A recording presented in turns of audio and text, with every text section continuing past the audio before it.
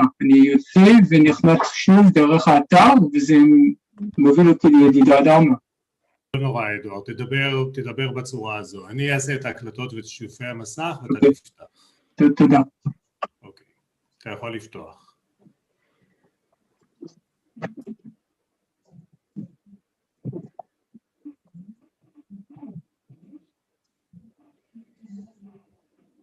תתחיל, אדוארד. Good evening. Good evening. Good evening. Geshe. Good evening. There's something. Can I hear you clearly? There's something with your sound, Eduardo. Okay. Is that better? Yes, it's just really loud and like a little distorted. Never mind. It's not important. Okay. Well, we first of all would like, in the name of everybody here, to thank you for giving this lesson tonight. We all know that you have a very, very busy schedule, and we really appreciate that you are taking this effort in order to teach us even today. So really, from the bottom of the heart, thank you. No problem, of course. And so, of course, I would like to remind everybody that all these sessions are done through the Dharma Friends of Israel and from our teachers voluntarily, and we welcome Dharma for everybody who wants to give, and through generosity, and now with no further ado, please, Geshe. Okay, great. So let's start, as usual, with a short meditation, then followed by generating the appropriate motivation. Okay, so let's start with the breathing meditation, as usual, for about a minute.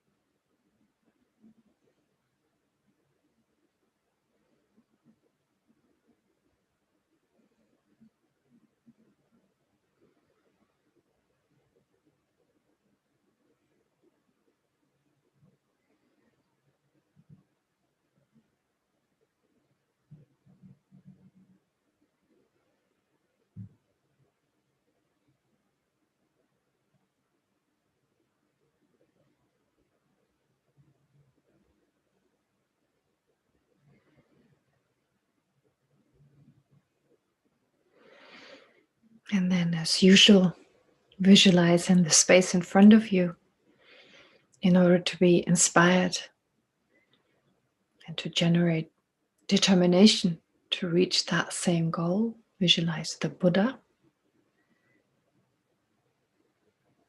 who's of the same nature as your Lama, or in the case of more than one Lama, think that they're all inseparable from the Buddha.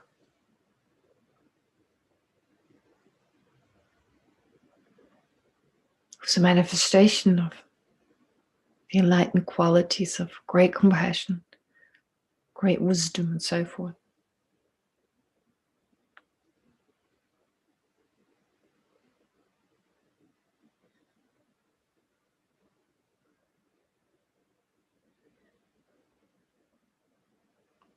The Buddha is surrounded by the great masters of the different traditions.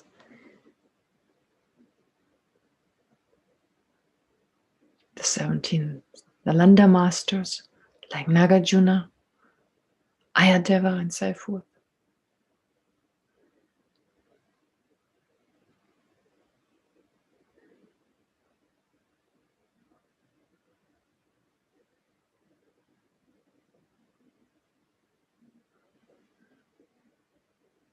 Who are again inseparable from your own Lama.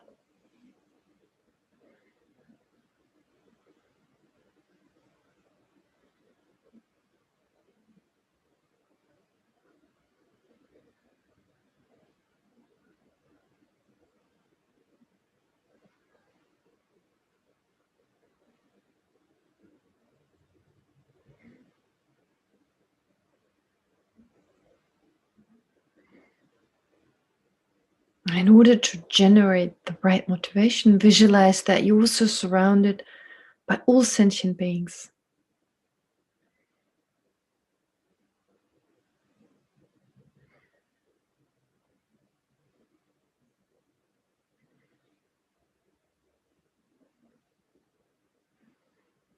Who throughout many lifetimes have shown us great kindness.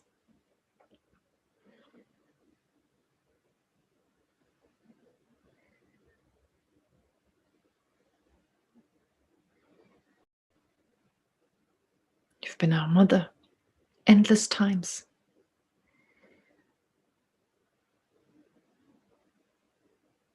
Our father, brother, sister, best friend.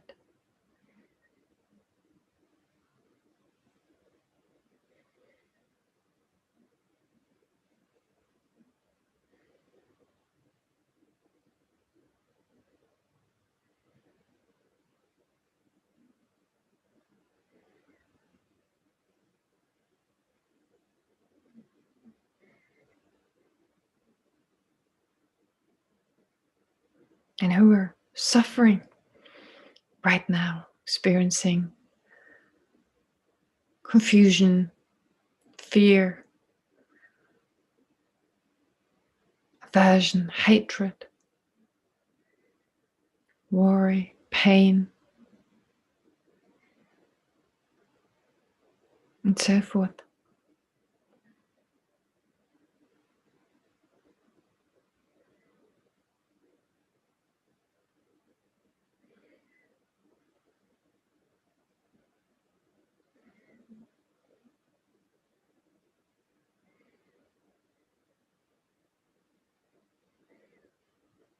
And although they're just like us, we found the Dharma.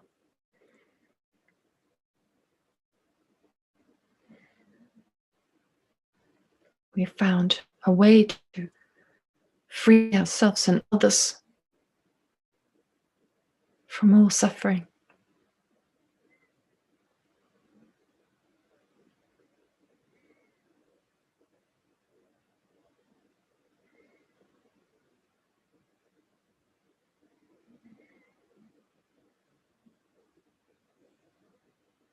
Therefore, to make use of this precious opportunity, let's first generate a feeling of closeness and affection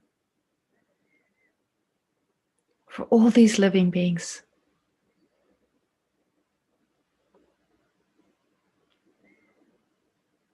Even if we don't know them personally,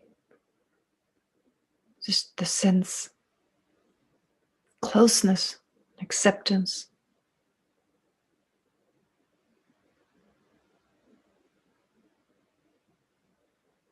Towards all sentient beings.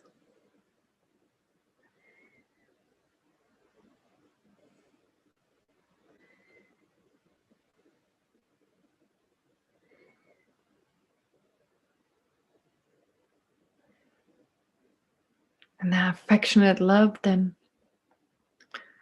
transforms into great compassion. That is a state of affection which wishes for all sentient beings to be free from all their problems, from all their difficulties and their causes, the causes of these problems.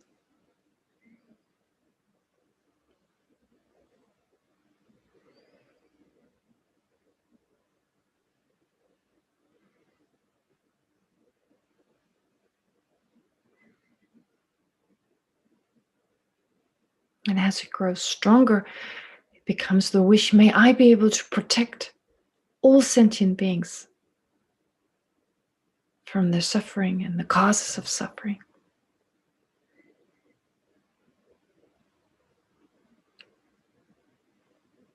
May I be able to free them from all their obstacles, obstructions.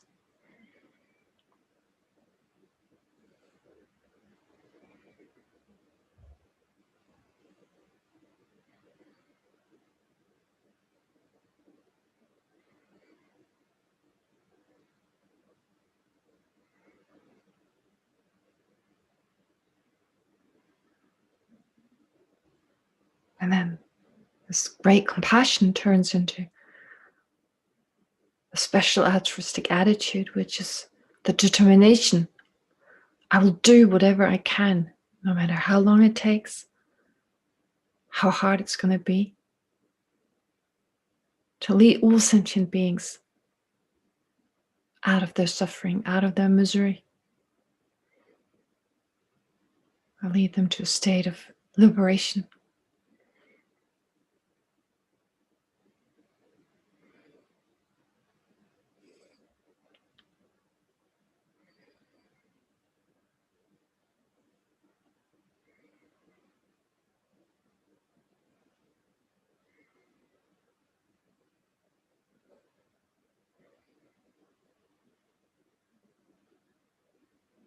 Yet since we're only able to fully benefit others after we've become enlightened ourselves,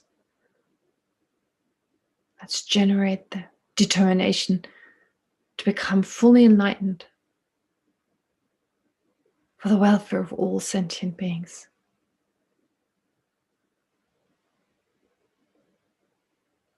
May I become enlightened so that I can fulfill my wish to lead other sentient beings towards the state of liberation.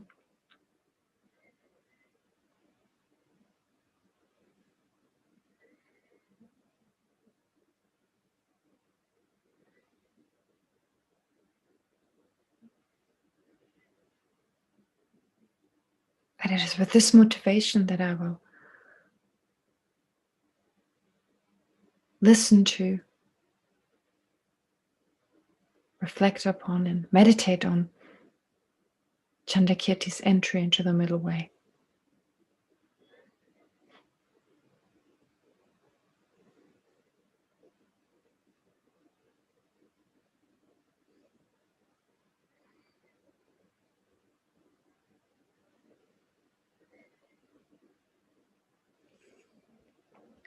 And then, without letting go of this motivation, this determination to become enlightened for the welfare of all sentient beings, let's recite the prayers. I go for refuge until I'm enlightened to the Buddha, the Dharma, and the Supreme Assembly. By the accumulation of merits of practicing generosity and so forth, may I become a Buddha to benefit all sentient beings. I go for refuge until I'm enlightened to the Buddha, the Dharma, and the Supreme Assembly. By the accumulation of merits of practicing generosity and so forth, may I become a Buddha to benefit all sentient beings. I go for refuge until I'm enlightened to the Buddha, the Dharma, and the Supreme Assembly. By the accumulation of merits of practicing generosity and so forth, may I become a Buddha to benefit all sentient beings. And to further enhance our love and compassion for all sentient beings, let's recite the four measurables. May all sentient beings have happiness and the causes of happiness.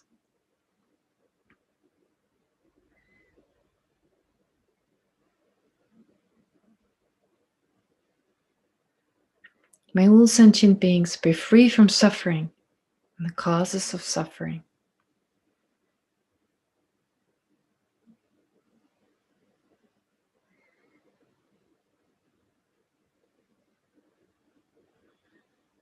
May all sentient beings never be separated from happiness that is free from suffering.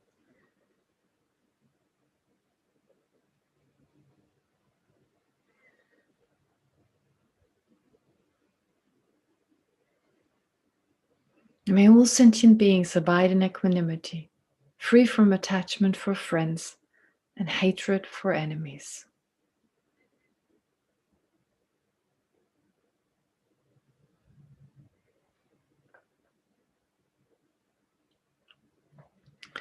And then directed at the visualization of the Buddha in front of us, as well as all the great masters who are inseparable from our own teacher, our own Lama.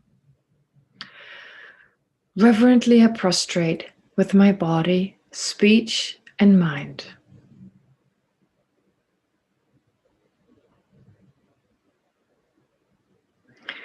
I present every type of offering, actual and imagined.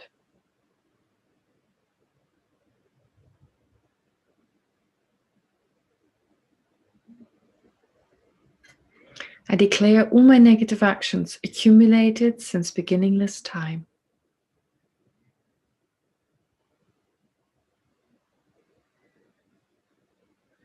And rejoice in the merit of all holy and ordinary beings.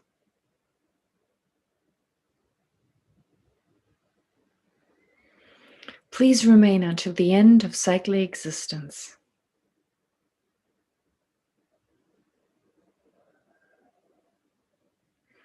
And turn the wheel of Dharma for living beings.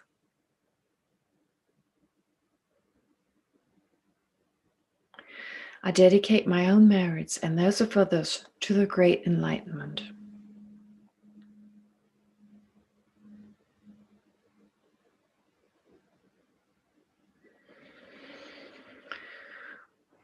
Okay. Great. Well, for this week, for this following week, well, there's really not much to say. Rinpoche said it all today. So in terms of Guru devotion, the last topic we went through, great opportunity. What incredible teachings Rinpoche is giving. Just living, being a living example of whatever he teaches. But I thought, just as we go along, of course, as part of what we do today, to mention just 2 or 3 things that I thought were especially touching or moving or maybe effective.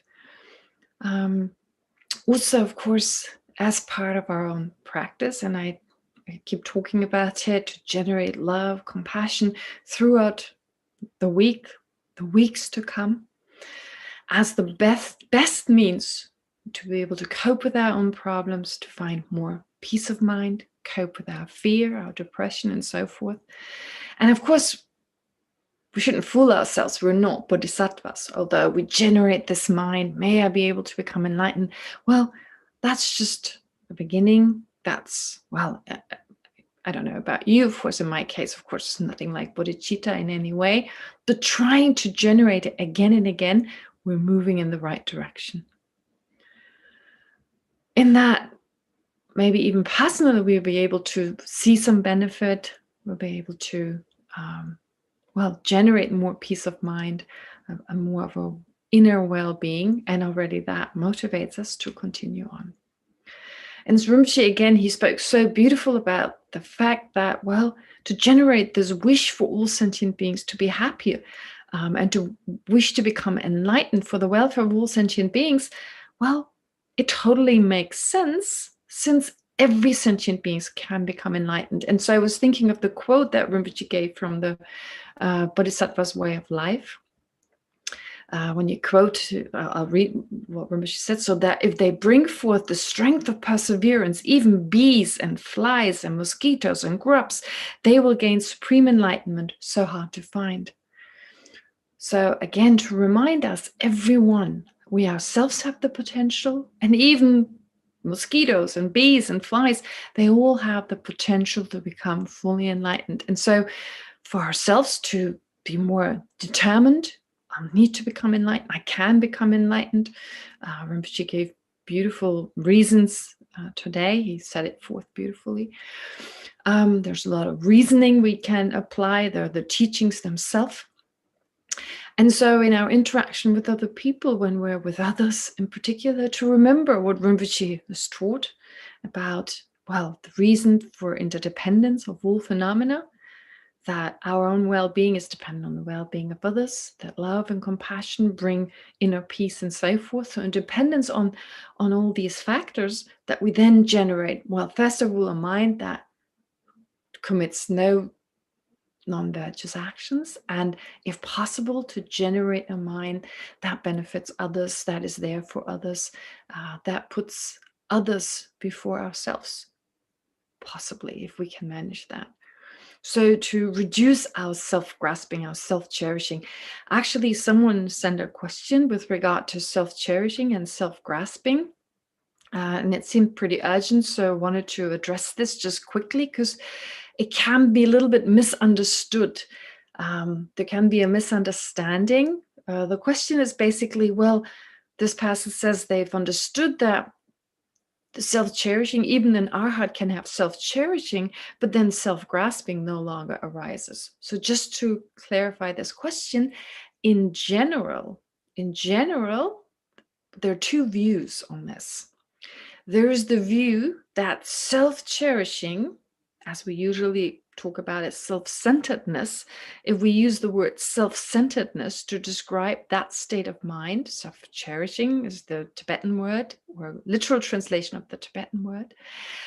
So self-cherishing refers to self-centeredness, and that is a type of self-grasping. That is one way of explaining it. So an arhat doesn't have self-cherishing, doesn't have self-centeredness, because it refers to a mind that is,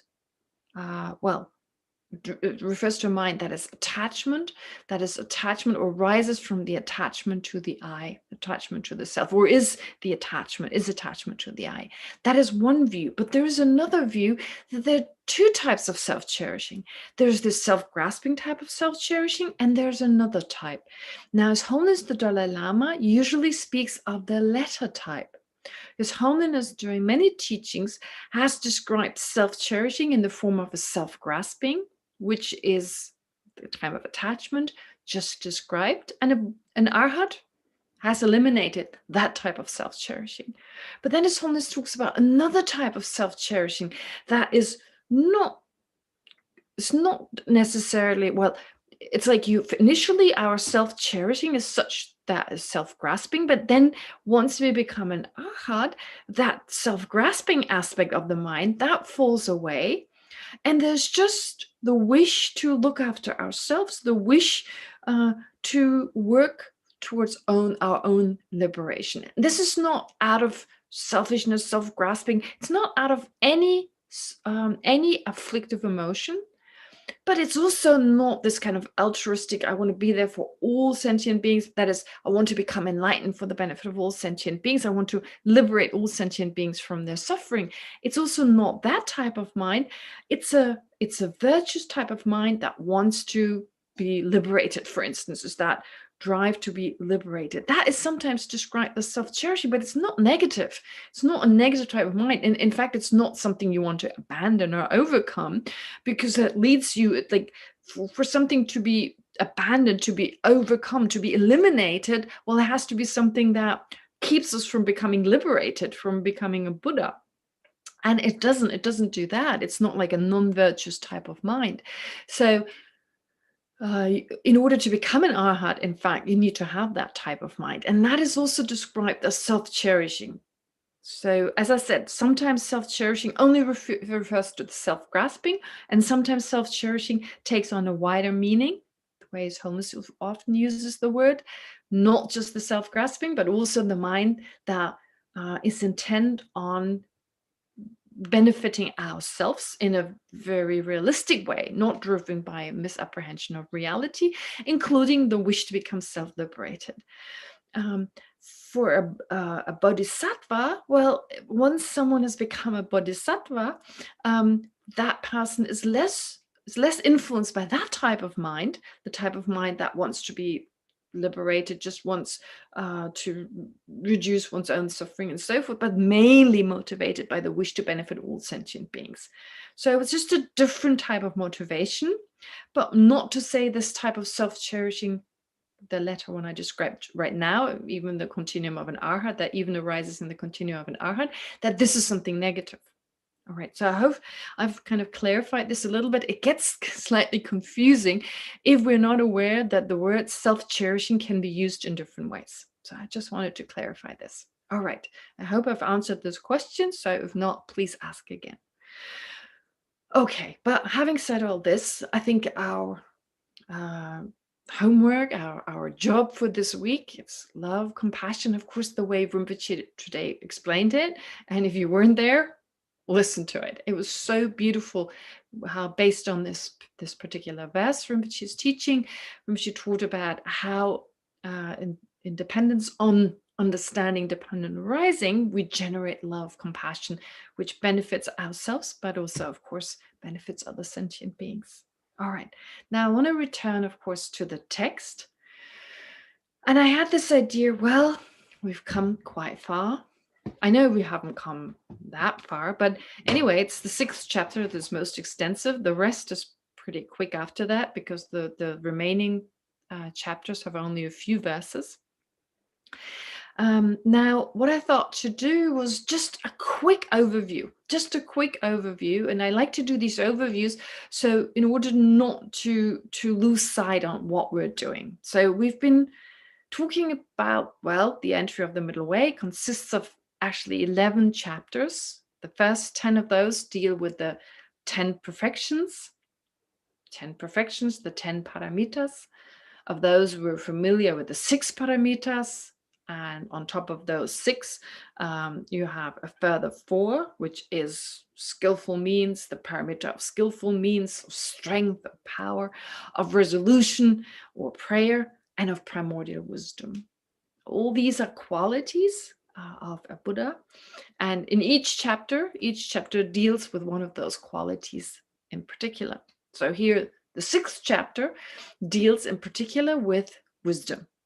Okay, so of the 6 perfections or the 10 perfections, it's an incredibly important quality, and it makes sense that this text spends a lot of time on that.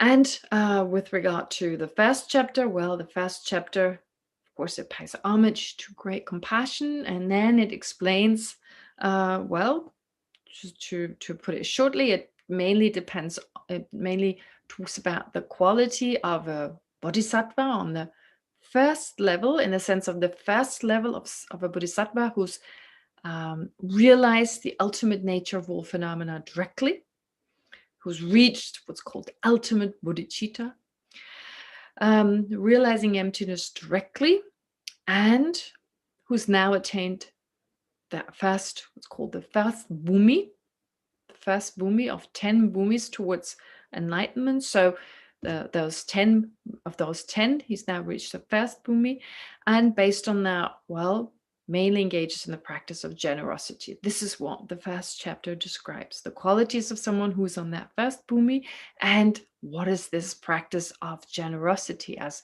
part of the practice of the first paramita. The second chapter deals with the paramita of ethical conduct, the second paramita. The third chapter mainly deals with the paramita of patience or forbearance. The fourth chapter with the paramita of joyous effort. The fifth with the paramita of concentration. All right, so those we've covered. Now, the sixth is the main chapter.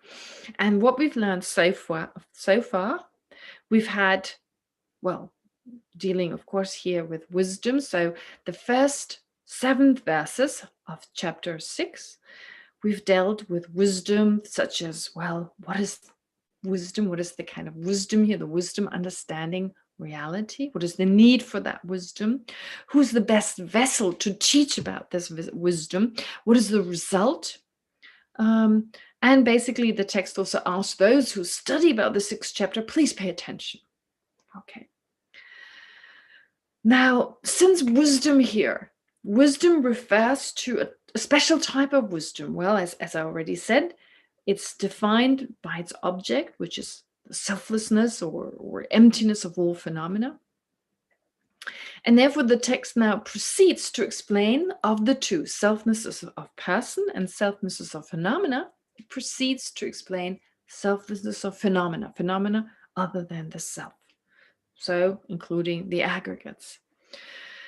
Why? Well, because this text, Chandrakirti's text, is a commentary. It's an explanation of Nagarjuna's fundamental wisdom, or Mula Madhyamika Karika. And in there, well, Nagarjuna starts his text after he paid homage to dependent arising, or paying homage to the Buddha directly, but by way of paying homage to dependent arising. Well, he starts his text with saying that phenomena are not arisen from itself, from other, not from both itself and other, and not causelessly, have not arisen without a cause. And based on that, then Chandrakirti also sets forth these 4 extremes, in that he refutes these 4 extremes, in the sense that, well, if something of a phenomenon exists, a phenomenon such as the body, such as the aggregates, mind and body, now talking about the selflessness of not the I or the self, but the selflessness of phenomena other than the I, well, that usually refers to our mind and body, the 5 aggregates. And those are impermanent phenomena. They have a cause. And let's now see, how do they come into existence? Independence on a cause. What is the relationship between the result, our mind and body, and its cause? And we analyze this relationship as part of explaining the very first verse of Nagarjuna's fundamental wisdom. Now, basically what we did initially, so from verse 1 to 7, that was the introduction. Verse 8 to 13, the text talks about the fact that phenomena that is an effect is not one with its cause. So the relationship between the two, either the effect is one with its cause or is different from its cause. Now, here saying it's not the same as its cause. Therefore, there are certain reasons that were given that this is not the case. All right. Then, verse 14 to verse 21, the text now analyzes the relationship between a result and its cause by analyzing not the mere fact that they're different, but they're inherently different. What if they were inherently different? And arguing that that doesn't make sense, because that would mean, that's one of the main reasons, it doesn't make sense that they're inherently different, a cause and its effect. They're not inherently different because that would mean they're totally unrelated. All right, so we've gone through this in some detail. No need to talk about this again. So that was verse 14 to 21. And then in connection to that, what was explained as part of analyzing or as part of refuting that an effect is inherently different from its cause, Chandrakirti set forth the true truth. Very important topic. Conventional truth, ultimate truth. So that's about 11 verses, verse 22 to verse 32. Basically, someone is arguing, well, cause and effect, they're not inherent, they are inherently different. Why? Because worldly beings, they perceive that. It's according to worldly conventions, it would contradict worldly conventions to say an effect is not inherently different from its cause, because everything exists inherently. And worldly beings have perceived that, they have understood that. And in response to that, Chandrakirti basically says, well, what are you saying? You're talking about a conventional level, you're talking about ultimate level? Well, neither on the conventional level nor on an ultimate level, that is the case. So basically what Chandrakirti says is the conventional level is a level where phenomena are perceived by a mind that is mistaken. On an ultimate level, you have a mind that perceives the ultimate nature of all phenomena that is non-mistaken.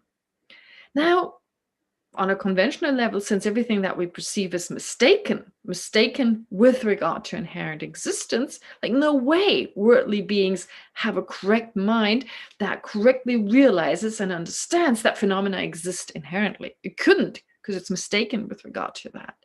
Just as we're mistaken with regard to echoes and mirages and so forth, we're also mistaken with regard to the actual nature of phenomena. So no big deal that we're mistaken on that level, even on a lesser deep level. I mean, on a level that is not as deep as the ultimate nature of phenomena. We make lots of mistakes, lots of optical illusion and auditory illusions and so forth.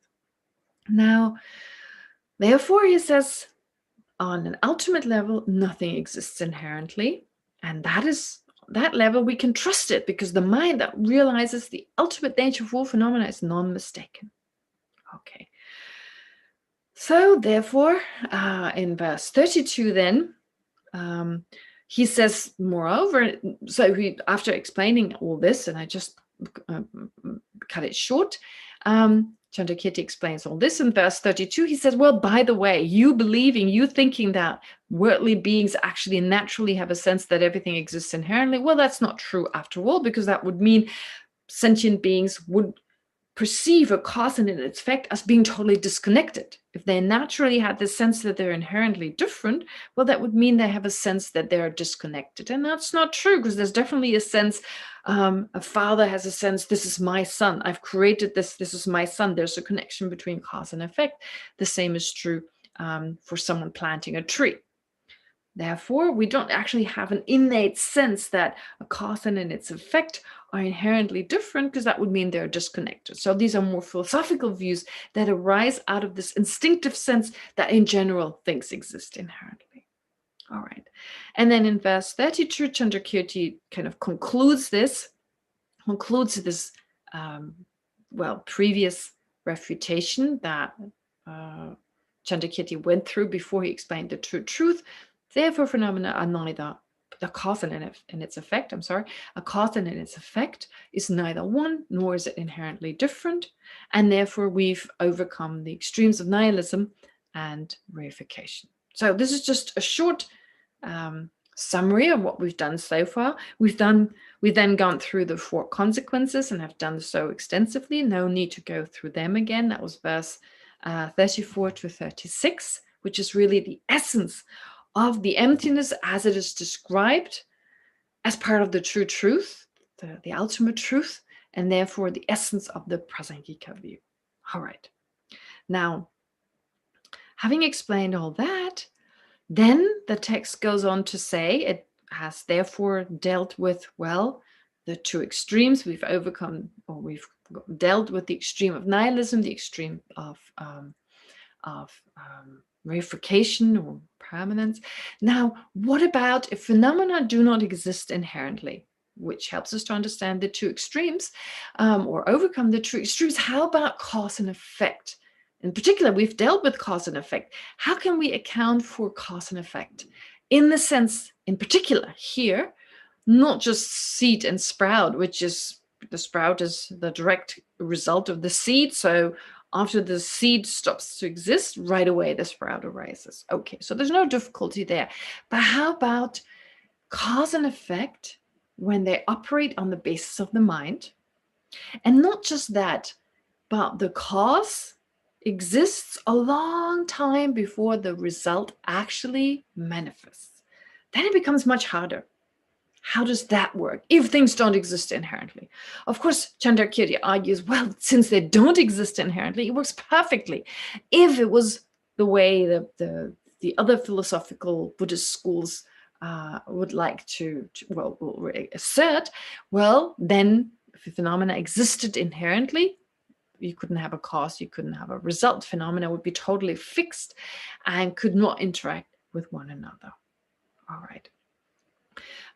Therefore, cause and effect are actually only possible because of the fact that things don't exist inherently.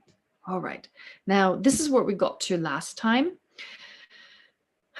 Now, it's then important, of course, to explain how does a cause give rise to a result. And we've done this last time. We went into analysis on this. So analysis, this idea of analysis, Rinpoche mentioned it a lot. And I just wanted to stress something. And this doesn't, it connects, of course, to that which we're doing. But I just want to stress this again, these 4 principles of analysis that Rinpoche mentioned today. His Holiness has also talked about them many times. And just to remind you, as part of your study here, so of course we have the aspect of love and compassion we dealt with at the beginning of this class, and Rinpoche talked very extensively about those. But also in terms of an understanding of reality, there are 4 aspects, 4 principles that are so helpful. The first principle that Rinpoche talked about was the principle of the nature of things. To understand, in order to analyze things, in order to gain a better understanding of the mind, of the working of cause and effect, and so forth, we need to understand the nature of things. So this is a little bit on the side, just not in the text itself, but this is something Rinpoche said, and in this context here, I'd like to mention it. So there's the nature of things.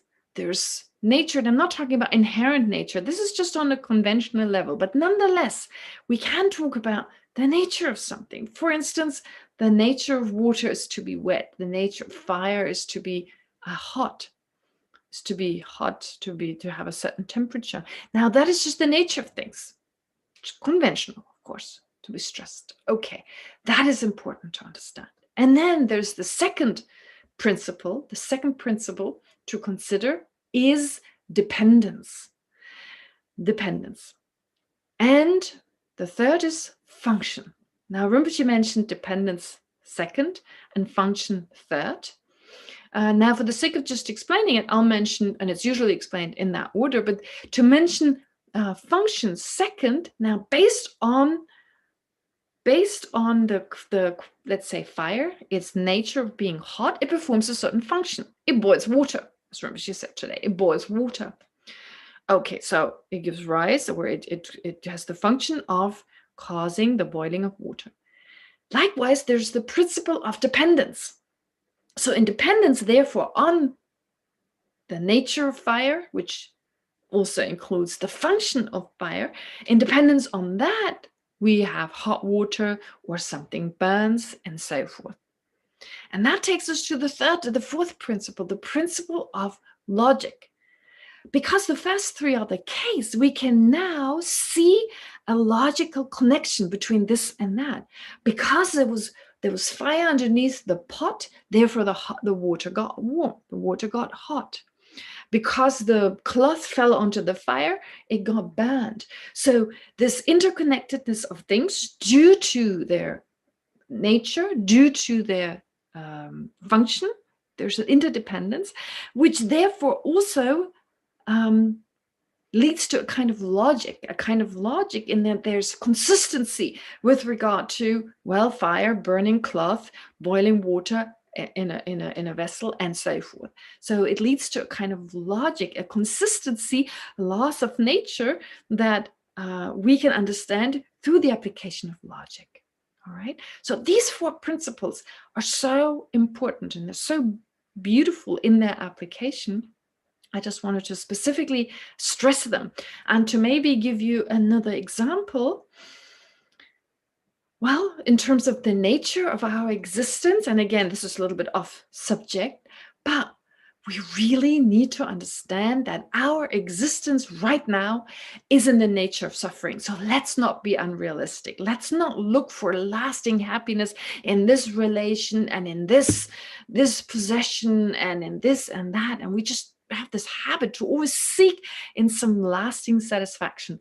There is just no way in our existence that we're going to find right now this perfect happiness. So let's not even spend all this time and energy to bring this about, because the function of our existence right now is to create fear and worry and so forth. Well, our existence, of course, conditioned by our misapprehension of reality. That is our own samsara. That is our own existence.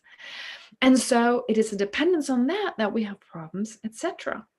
So there's this logic behind it, understanding the causes and conditions that give rise to our existence right now that function in a certain way. And therefore, it makes sense that we have these problems. And the only way is, first of all, to accept them and then seek a way out of these problems, but not in the way that we ordinarily do. So I find these four so important, so extremely important. And His Holiness, as I said, again and again mentions them, explains them beautifully in his book, Science and Philosophy in the classical Indian texts, which is these four books. Two of them have been translated into English, beautiful books, where, as Rinpoche talked about today, like from the point of view of just secular or without Buddhism, like taking science and philosophy out of Buddhism and just explaining the scientific and philosophical aspects of Buddhism separately. And in that first book, there's a beautiful introduction, and in there you find these four very extensively explained. So please don't forget them. They're really, really important as part of also your study.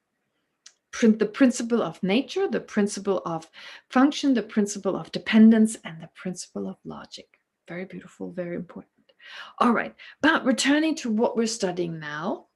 Okay, so here we're learning about, of course, based on the fact that phenomena do not exist inherently, also based on the principle we've just learned about, well, the fact that still cause and effect are possible, and in particular with the mind, that certain actions, which all come from the mind, that these actions have certain results, even way ahead in the future, maybe in a different existence, or at the beginning of this life, certain causes, certain karmic causes were left on the mind, and they then ripen in experiences. Now, last time I've mentioned this briefly, our mental consciousness, basically what happens, first we engage in an action. Now we think of action usually as the external actions, but let's not forget, actions are controlled by the mind. Whatever action we engage in, and we're talking about volitional actions, not reflexes. No, volitional actions. We say something, we act in a certain way. In fact, when we're with other people, our expressions in our face, the way we react to what the other person says, those are all said to be volitional actions. And some actions we have more control over and some less. But there's still a certain aspect of volition, because it's directed by a particular type of mind, even if it's just dislike or whatever it is. Now, this leaves something in the mind, leaves something on the mind. When the action is completed, it leaves something on the mind, and later on ripens in the form of certain experiences. Now, this is karma. This is the idea of karma, that every thought we think, every mind that is active, and we have so many minds active in just within 1 minute. There's hatred 1 minute, there's love the next, there's jealousy 1 minute, there's a neutral type of white mind that just wants to make a plate of hummus, and so forth. So there are all these different types of mind that pop up just within a minute or within an hour. But all of these minds, they leave something behind. They leave something behind, a residue, as it's called, or an imprint, which then results in experience in the future. And just hearing that, we go like, well, first of all, we think like, well, what is this? The mind is nothing we really perceive. It seems like we're talking about a cloud, or I don't know, something even less, I mean, more transient, like something like so just almost non-existent. But of course, the mind very much exists, and the more we pay attention to it, the more mindful we are of our own mind, we find it's a really powerful force, a very powerful force. And so this mind, every thought that it thinks, it counts. It counts in terms of our actions, but also in terms of what it leaves behind, and it determines all our experiences. So if that's the case, wow, that's the one thing we can learn to control, our own mind. How much power lies in our own hands in terms of forming our own experiences? Except, of course, we form them now to have future experiences.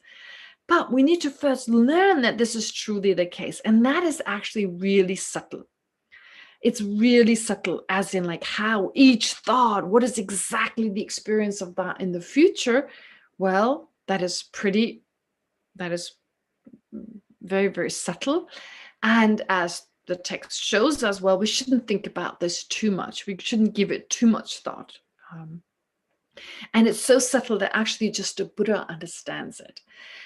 Now, this is something Rinpoche addressed today. This was also a quote Rinpoche gave today from Ayadeva's text, when he said, well, actually, these really subtle ideas, such as karma, they're really difficult to understand, and they're said to be extremely hidden.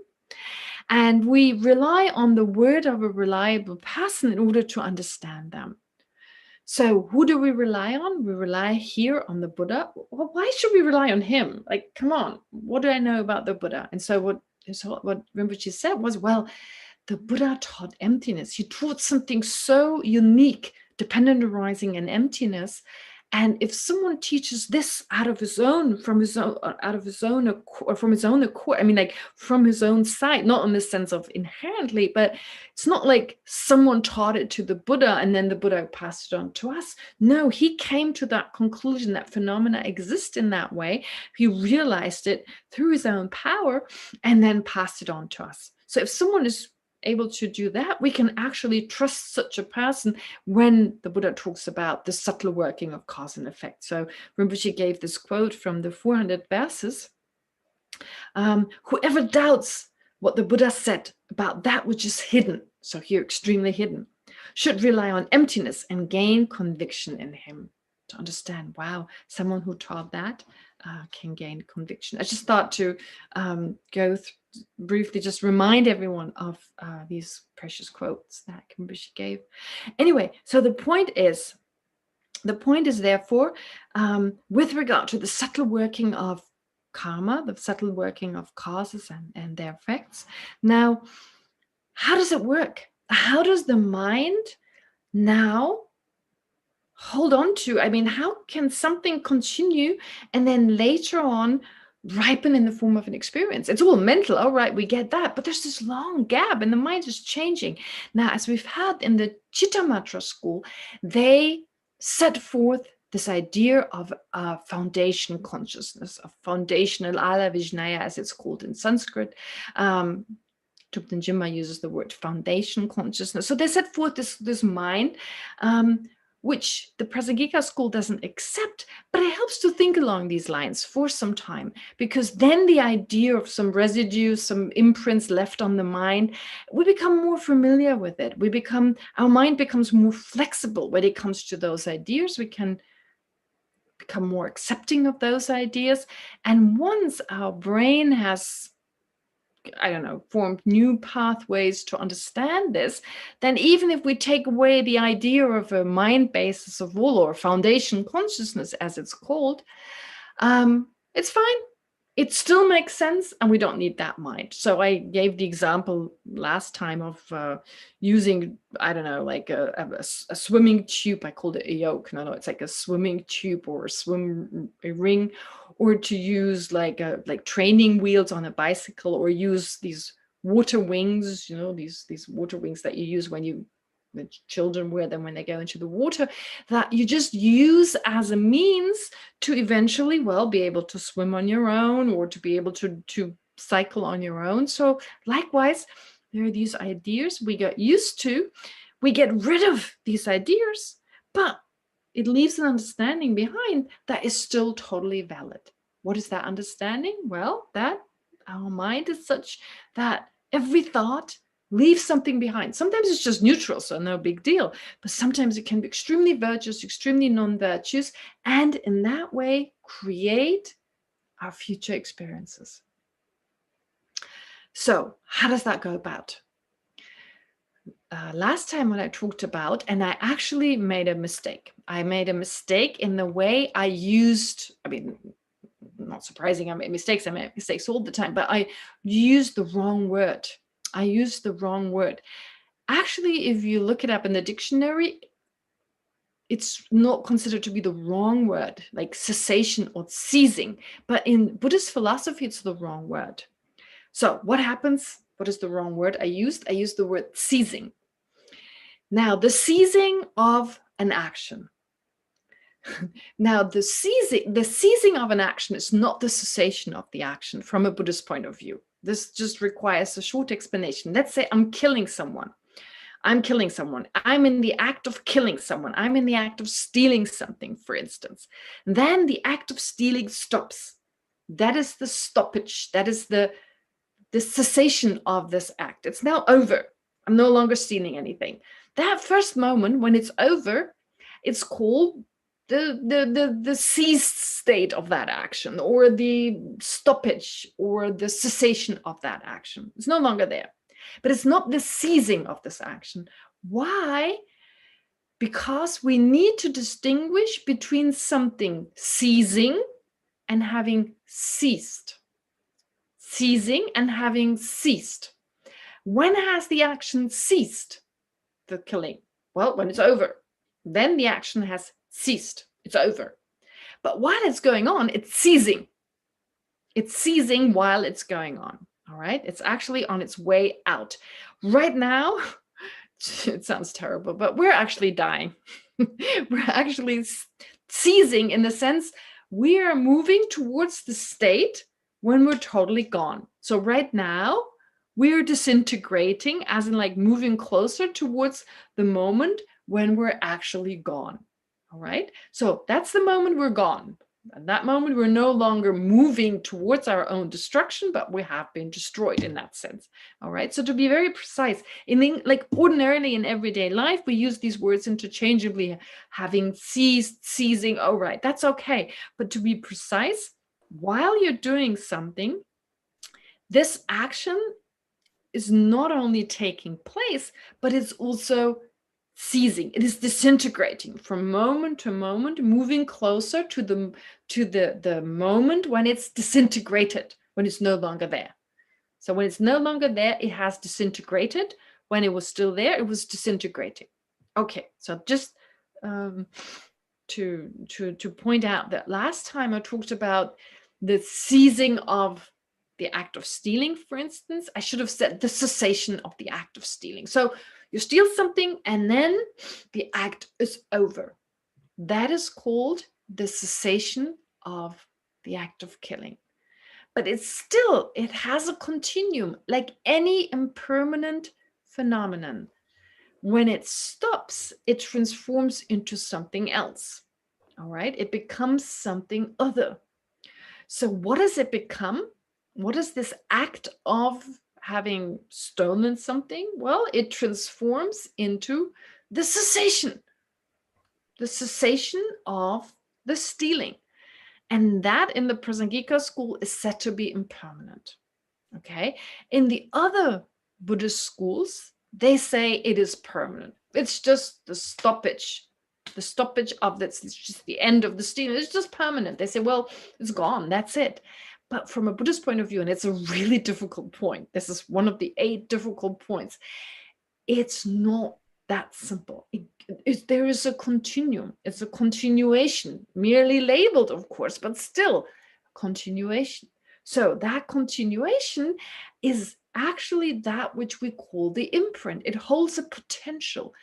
It holds a potential to have a certain experience. Of course, it cannot be separated from the mind, because here the act of stealing, we're talking about, of course, here the mental event, planning to steal.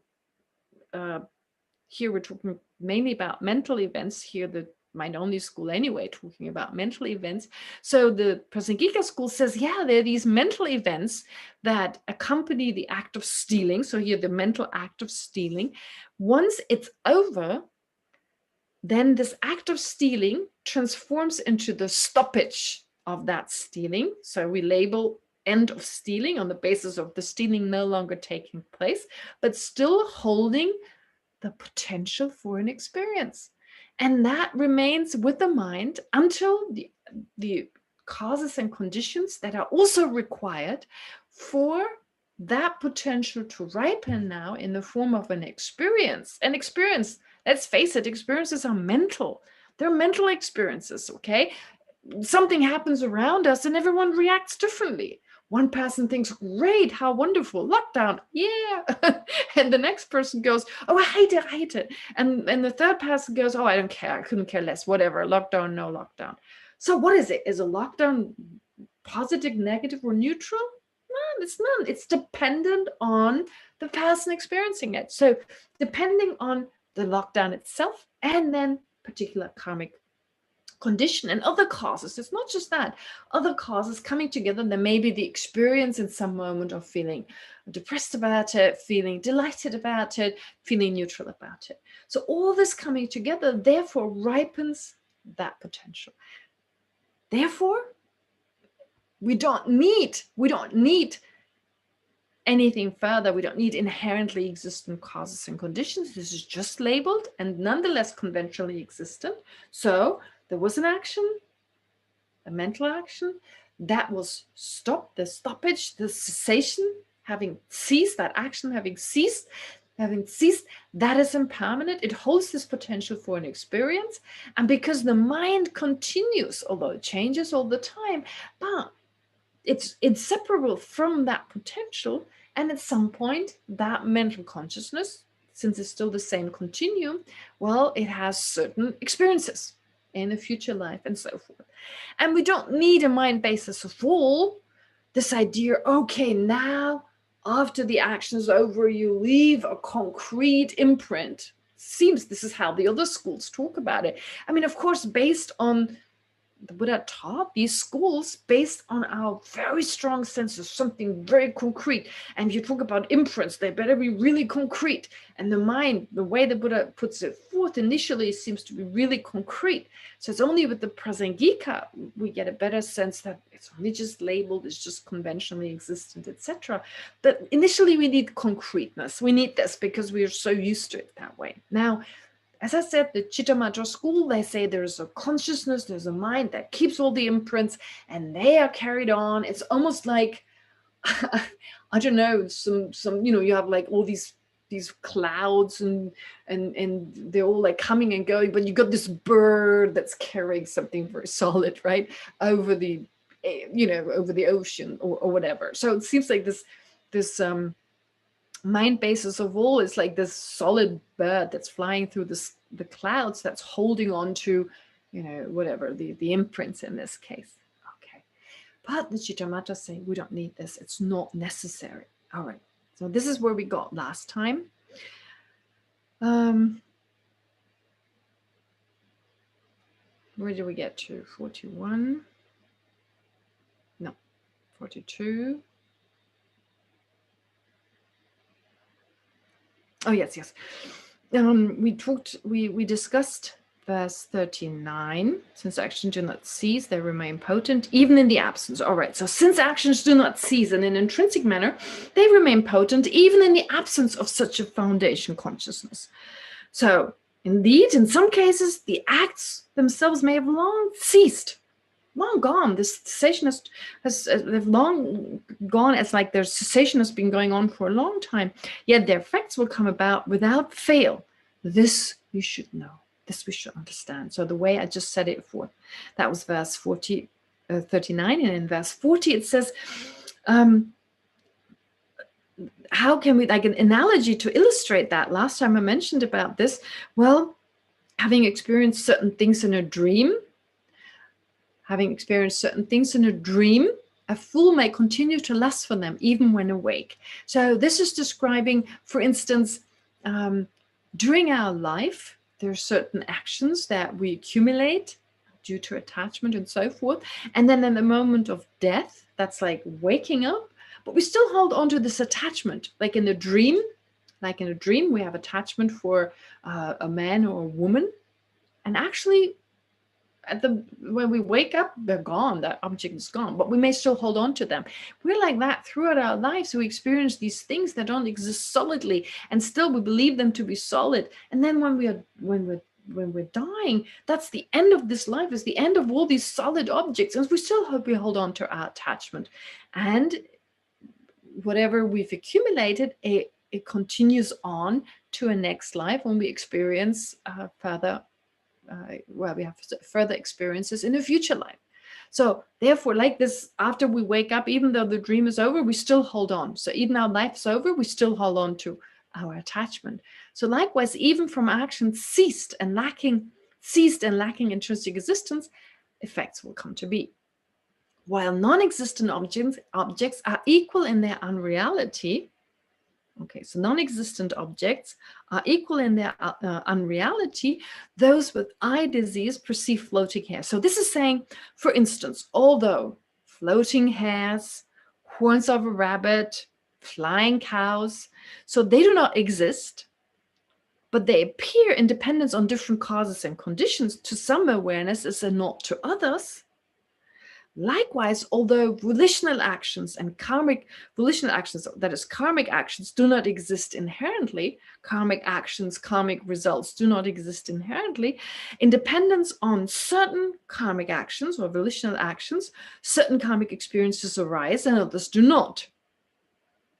Okay, and also here what it says is, while actually it's someone arguing in this case, well, does that mean if an action does not exist inherently, well, then it can give rise to a result in experience over and over again. You have like, there's no end to it. If you say that an action ceasing And then that cessation holds the potential for a result, and all of that not existing inherently. If you're saying that, well, then you could experience results from that action over and over and over and over again. So there's no end to it.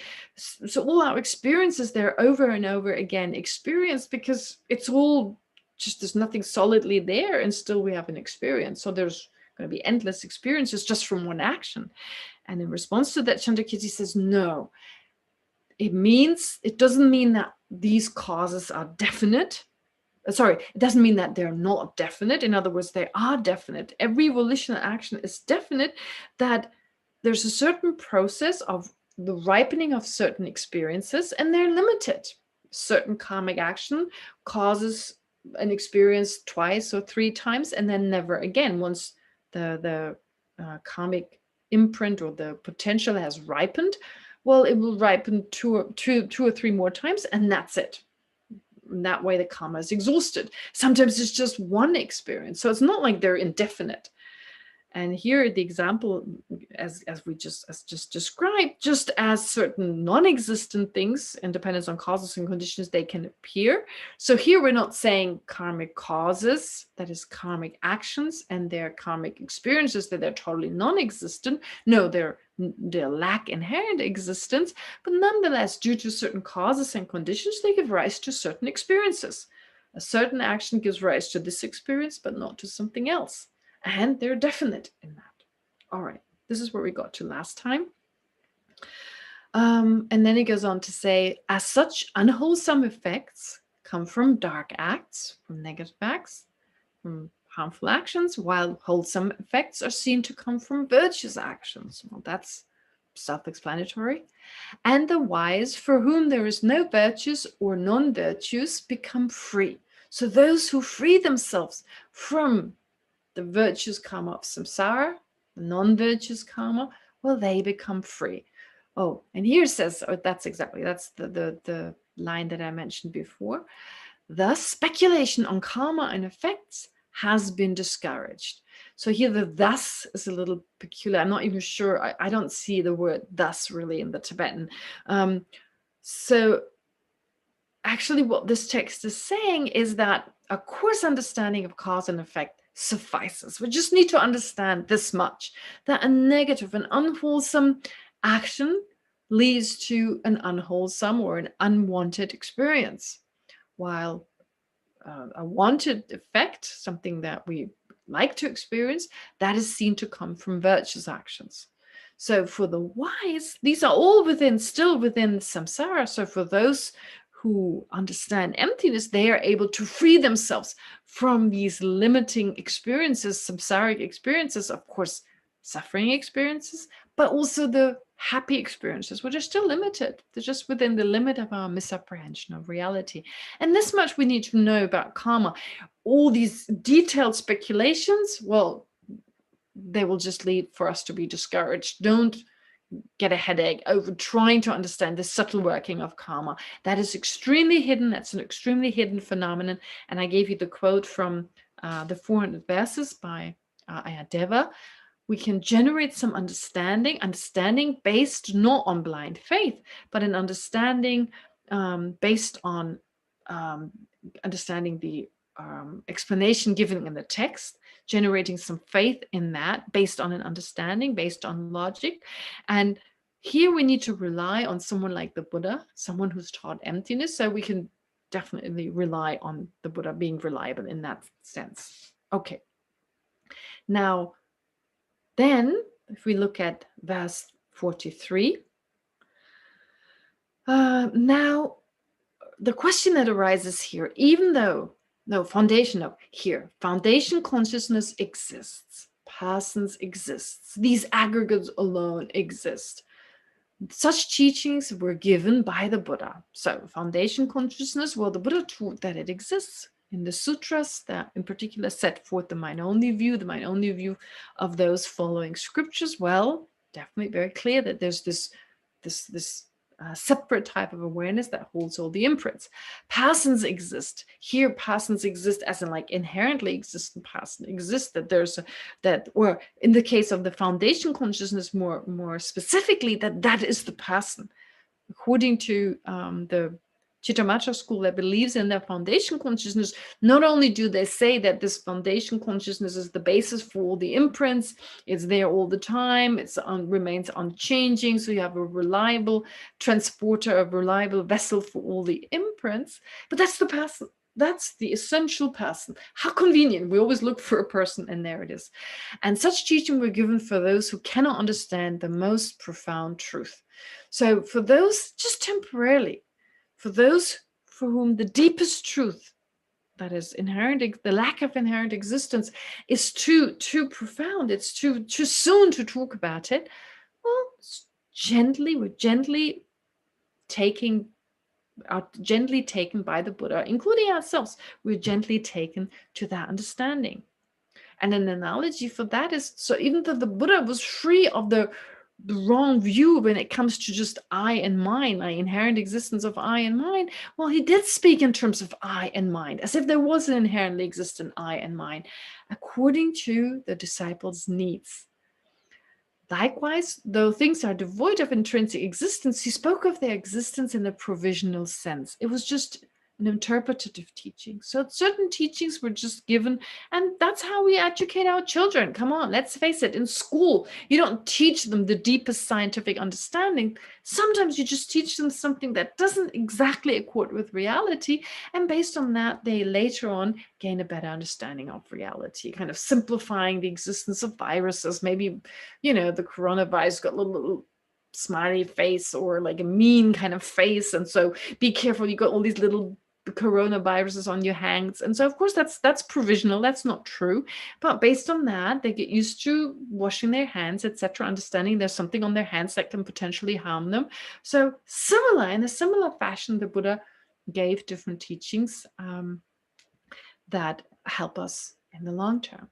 Now, and I'm racing a little bit through it because I want to come to verses 45, 46, and 47, in which now a discussion between Chittamatra and Prasangika now takes place. The Chittamatra explains their view. It's very, very helpful. I want you to be a Chittamatra person now, to think along these lines, at least for the time we spent together. That's what we did. We thought like a Chittamatra person, we debated like one, we answered like one. We got used to this idea, and it was a great bridge, a great stepping stone towards gaining a better understanding. Now, let me say this much.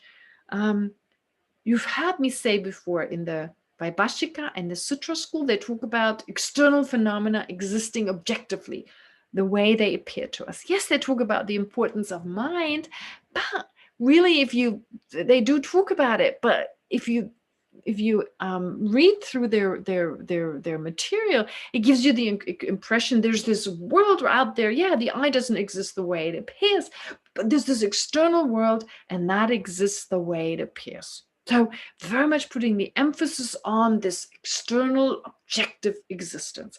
That is one extreme. So if you follow these views, and we do in our daily life, we're not the Vaibhashika and Sautrantika, they introduce ideas of no self that we're totally not familiar with, ideas of the suffering nature of all phenomena. All that is there, and we have no idea of that. But this aspect of external phenomena, objectively, there's this world, this objective world there. Oh yeah, that's totally what we can identify, that we can totally accept that. We think along those lines. We absolutely believe that. So in that case, in that sense, we've fallen into one extreme. And so have the Vaibhashika and the Sautrantika in presenting this kind of view, falling into one kind of extreme. Now, when you're on a balance beam and you're leaning too much towards this side, what helps you to kind of get more balance? To go into the opposite extreme. So what could be more extreme than going from there's me and there's this objective world, and I just see everything that is going on around me for what it is, except for the eye is different, etc. So a few things, but other than that, that is one extreme. What is the extreme version of that? There's nothing out there, there's only the mind. So great. Here we have the Chittamatra school, where we're taken from this extreme to the other. And that's why it's so helpful. As I said, even on the mental basis, it's sometimes helpful. Well, physically, it's helpful to go from one extreme to the other, to find a middle way, to find a balanced state. But also here, to think like a Chittamatra person, to think there's only mind. There are no external phenomena. So this is what I also want to do in the meditation, to think that everything we experience right now is due to the ripening of imprints. If you think it like the Matrix, but I'm not sure that really works, but I've never really seen the movie, so I don't really know how it works, but bits and pieces I have seen. So like in the movie The Matrix, that there's nothing out there, there's just this world that is just mental. Well, if that helps to understand it, then by all means. But basically it's this idea, there's only mind, there's your mind, there's my mind, there's different minds, and they all have these different kinds of experience. So how's that helpful? Well, my object of anger, a person making a funny expression at me, well, it doesn't exist out there. It's just due to the ripening of imprints. And we just happen to have similar imprints ripening, right? So there's group karma, etc., that I can find out about another person having had that experience, and it becomes really complicated. So the voice of another person, does it come from another person? Well, yeah, but at the same time, it's also due to the ripening of my imprints in the mind that I hear this voice, because there's no external voice. So it's like we're dreaming a common dream. Maybe the dream example works best, that we're all these people dreaming a similar dream, because of course it's never exactly the same. So thinking along those lines and seeing the world in that way can definitely help to reduce attachment. This beautiful form I'm attached to, it's just the ripening of an imprint. It's not out there. Whoa, what happens to our attachment? Okay. Now, this is only the beginning of verse 45. And next time I won't give any introduction, no summary of the material as I did today. So next time I'll go right into 45, 46, 47, which lays out the Chittamatra school in more detail. But for today, let's do a Chittamatra meditation. Okay. So you may think, well, we're not learning the highest view, but we're in for the long haul. So it takes some time to train our mind to be ready to hear about the Chittamatra school. And in preparation for that, let's make our mind more flexible with thinking like a Chittamatra person. All right. As usual, we start with some breathing meditation.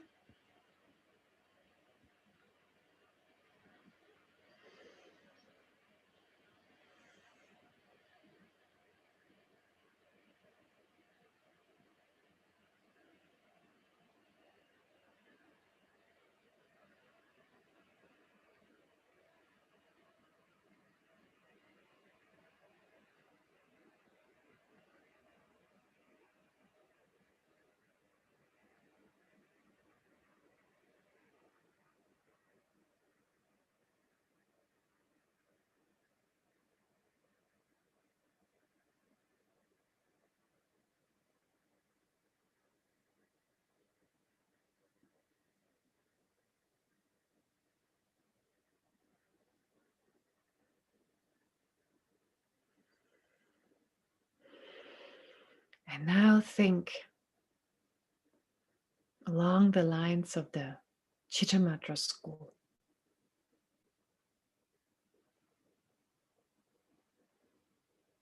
That there is no external world.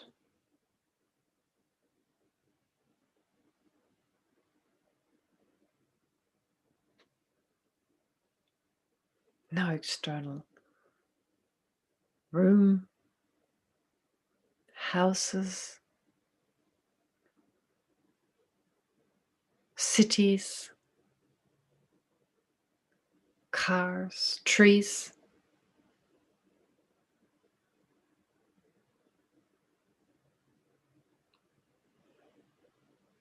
They just appear as if they existed outside of ourselves.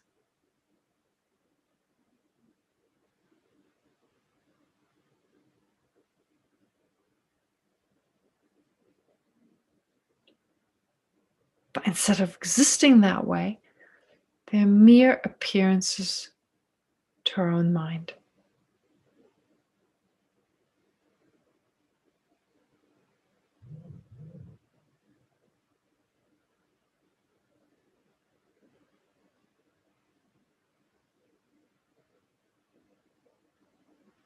All that we perceive with our sense consciousnesses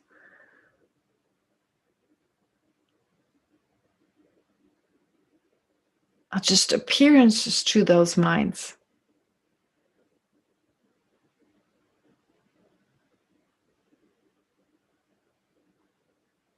It's like we're dreaming of sounds and colors, smells and tastes and tangible objects.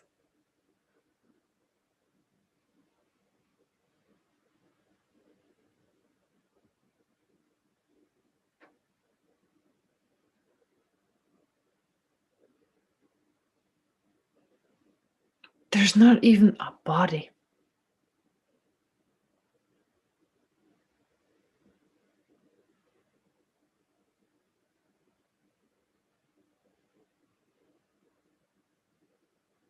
No external body that is too tall, too short, too thin, or too fat.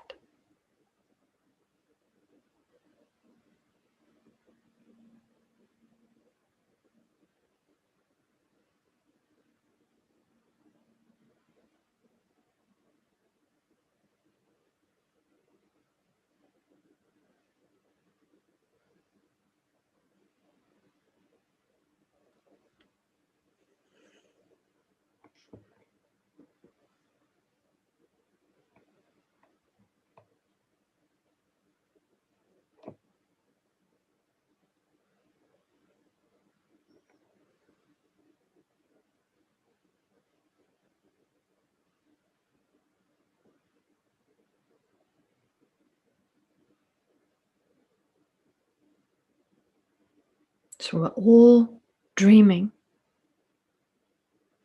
but dreaming similar dreams.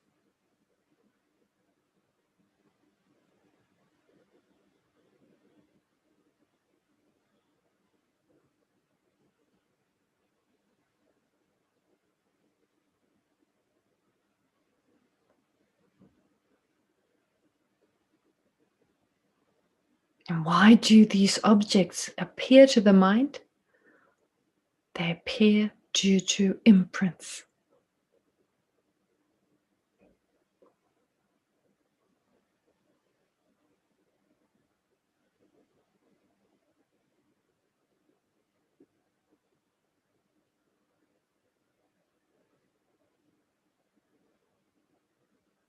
So every time we see an object, such as a color like blue,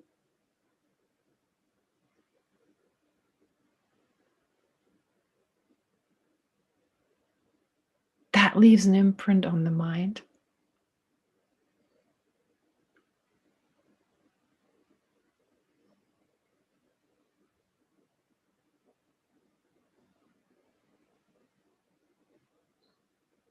Which in the future ripens in such a way that blue once again appears to our mind.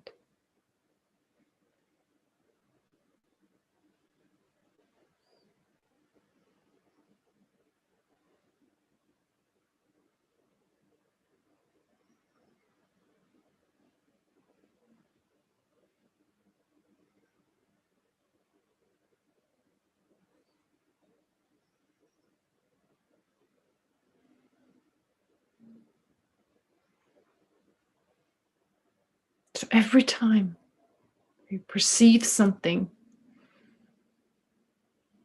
with the eye consciousness or ear consciousness, they're just appearances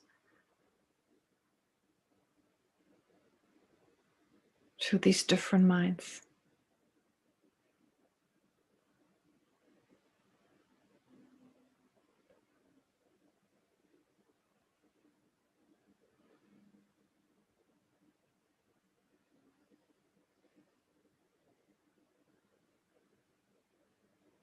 Think if that was really the case.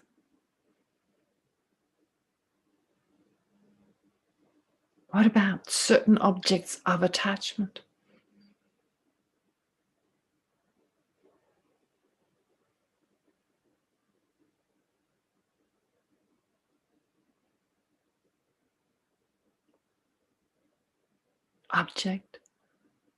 Objects such as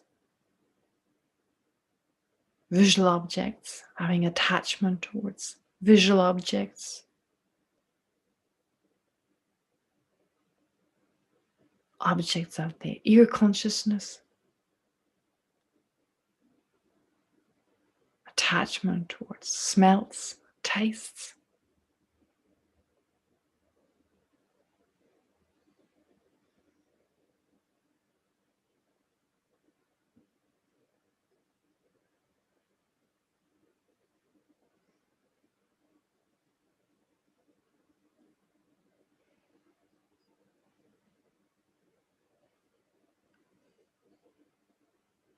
Can your attachment still fully operate?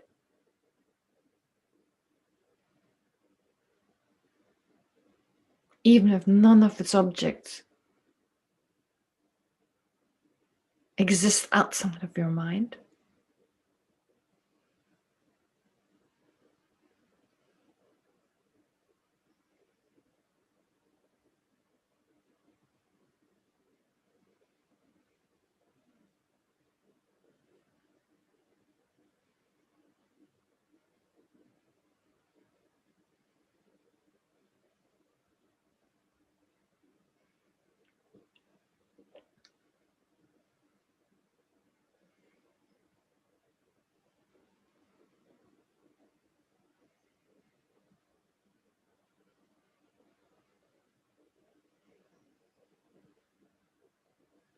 And what does that mean in terms of the importance of your own mind?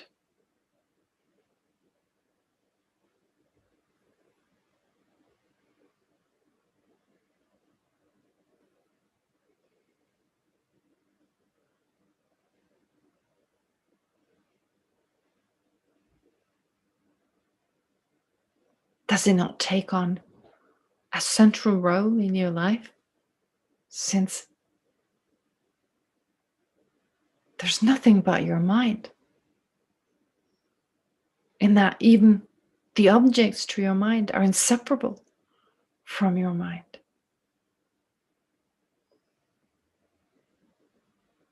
If there's only mind,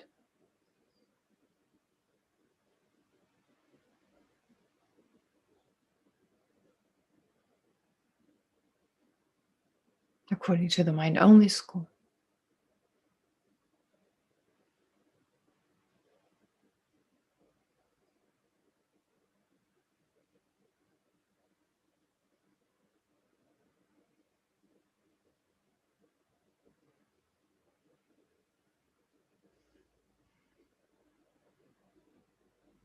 But of course, that doesn't mean that things don't exist.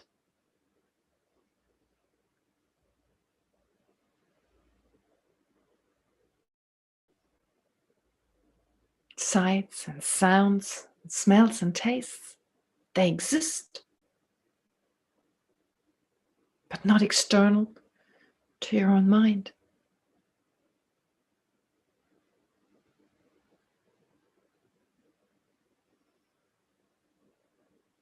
They're part of your mind.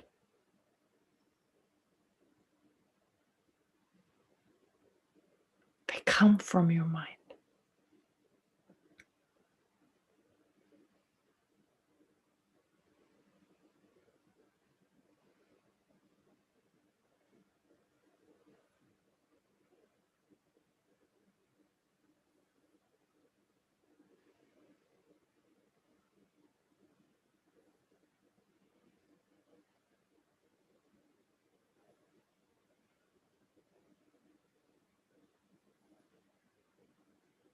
So how important does it become to thoroughly tame your own mind?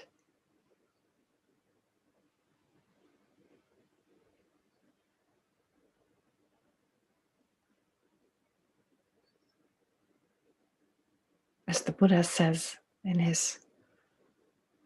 the verse Rinpoche is teaching us right now.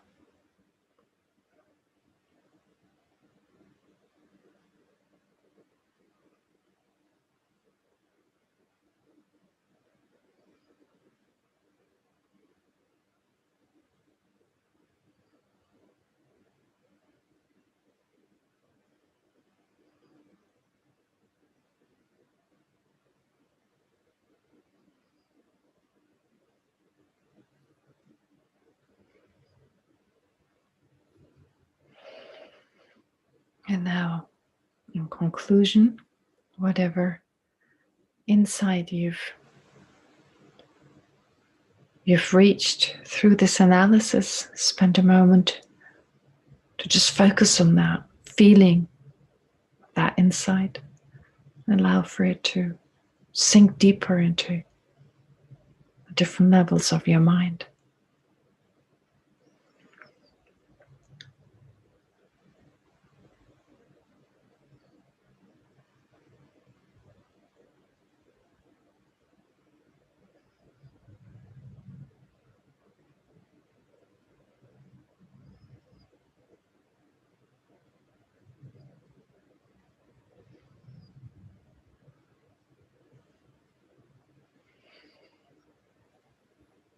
And now let's dedicate the virtue of having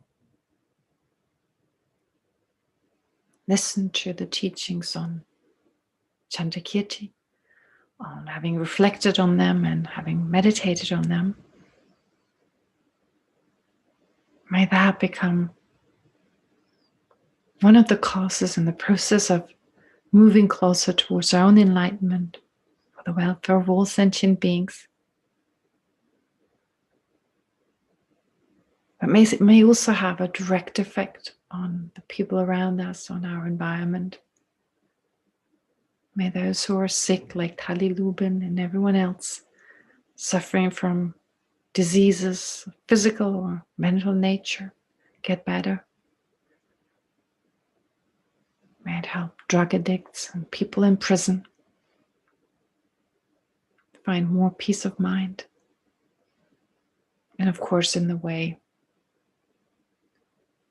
Shantideva says, may all beings everywhere, plagued by sufferings of body and mind, obtain an ocean of happiness and joy by virtue of my merits. May no living creature suffer, commit evil, or ever fall ill.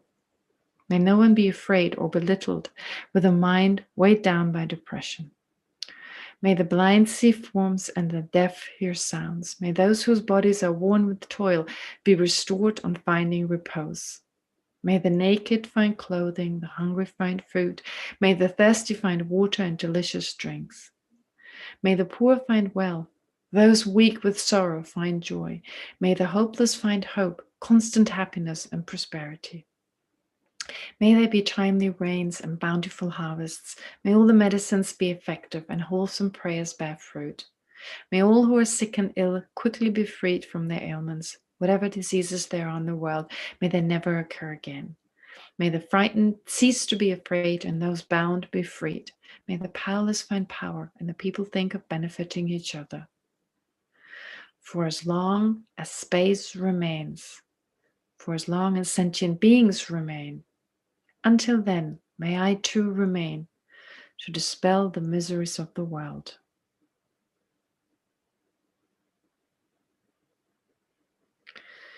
Okay, wonderful. So thank you very much. I had to finish slightly earlier, which actually I finished on time. No, I didn't even. Of course, tomorrow morning as Wholeness will give a teaching, so maybe you have the energy to be there for that. It's not a teaching as such, it's more question and answer, but it's for university students, and I've seen the questions. Maybe interesting for you to hear the answers by His Holiness. Anyway, and then of course I may see you again tomorrow for Jadaramji's teachings. So have a great night, Laila Tov, and have a great week as well. So please put into practice, of course, mainly what Rinpoche teaches. Okay, bye.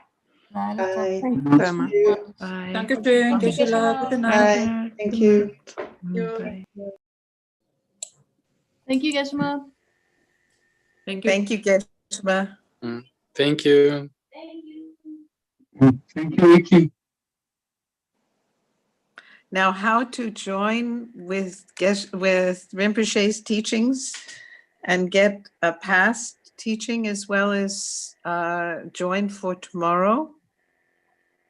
You go to the Friends of Dharma Friends. I'm sorry, again? If you go to the website, Yes. then you look under let me find it in English.